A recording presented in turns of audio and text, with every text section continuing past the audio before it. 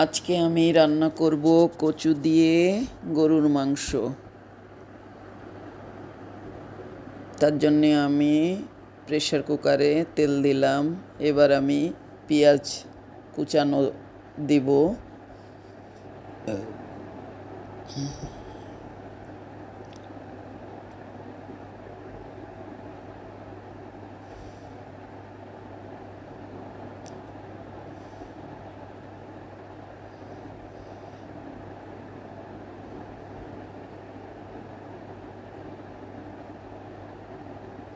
পেঁয়াজটাকে একটু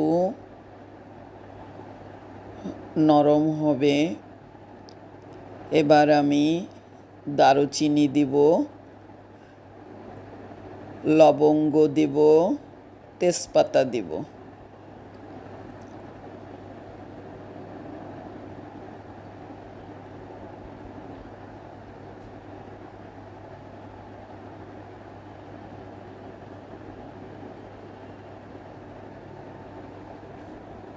এগুলো দিয়ে আমি একটু ভাজা করে নেব, যাতে ফ্লেভারটা তেলের ভিতরে ছড়ায় যায়।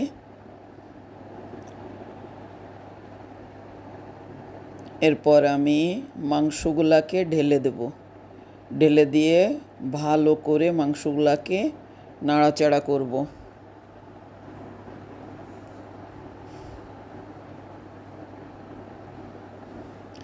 এবার স্বাদ মতন লবণ দেব 1 চামচ।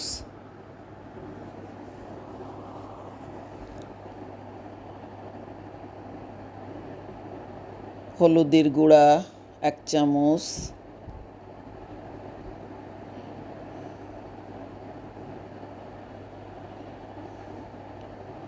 ধনিয়ার গুঁড়া 1 চামচ।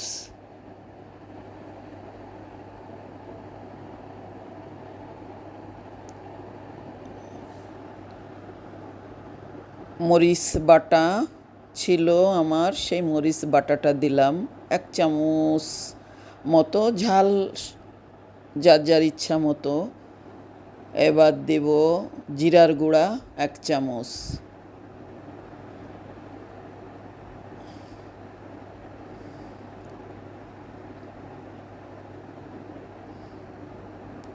এবার আদা বাটা 1 চামচ।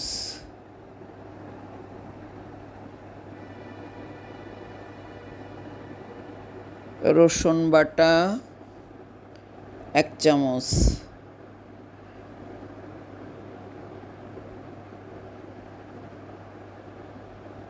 এখন আমি ভালো করে নাড়াচাড়া করে প্রেসার কুকারে মুখ আটকে দিয়ে আমি প্রেসার দেব সিদ্ধ হওয়া পর্যন্ত।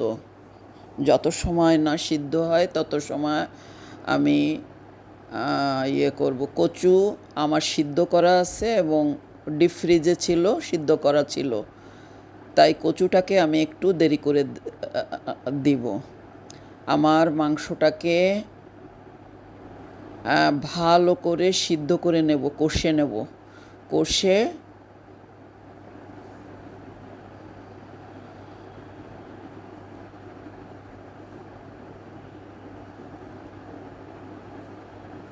এবার আমি কচুগুলারে দিয়ে দেবো। মাংস কিন্তু আমি সিদ্ধ করে নিয়েছি প্রেসারে দিয়ে। এবার আমি ভালো করে কষে নিয়ে আমি কচুগুলা দিয়ে আরেকটু কষাবো। কচু কিন্তু আমি প্রেসারে দিব না, তার জন্যে আমি আগেই মাংসটাকে সিদ্ধ করে নিছি। এখন আমি অল্প পানি দেব। পানি দিয়ে শুধু চুলার পরে কচুগুলাকে আরেকটু সিদ্ধ হওয়া পর্যন্ত আমি রান্না করব।